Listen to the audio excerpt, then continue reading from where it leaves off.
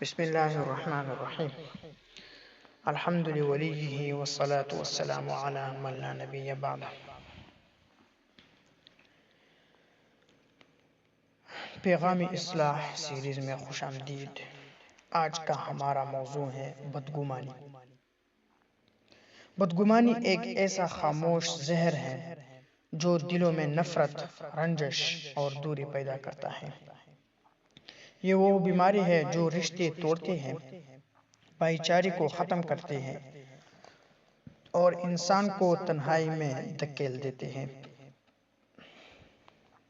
آج کی قسط میں ہم بات کریں گے کہ بدگمانی کیا ہے، اس کے نقصانات کیا ہیں اور ہم کس طرح اس سے بچ سکتے ہیں۔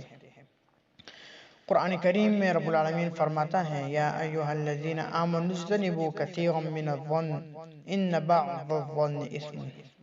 اے ایمان والو، بہت زیادہ گمان سے بچو، یقیناً بعض گمان گناہ ہوتے ہیں۔ نبی کریم صلی اللہ علیہ وسلم کا حدیث مبارک ہے، ایاکم والظن فإن الظن اکذب الحدیث۔ بدگمانی سے بچو کیونکہ بدگمانی سب سے جھوٹا قول ہے۔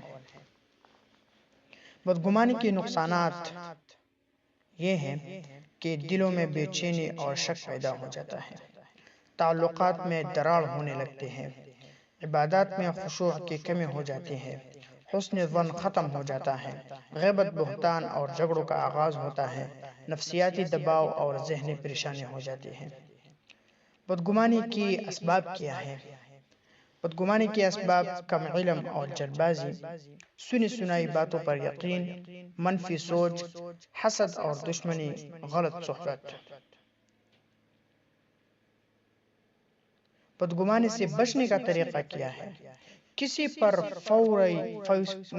پر فوری فیصلہ نہ کریں، حسن ظن کو فروغ دے، تصدیق کے بغیر رائے نہ بنائیں، دوسروں کی باتوں کو اچھے رخ سے سوچیں، دعا کریں کہ اللہ ہمیں دل کے پاکیزگی عطا فرمائے۔ بدگمانی نہ صرف ہمارے دلوں کو کالا کرتی ہے بلکہ ہمارا ایمان بھی خطرے میں ڈال دیتے ہیں۔ حسن ظن یعنی دوسروں کے بارے میں اچھا گمان رکھنا ایک مومن کی علامت ہے۔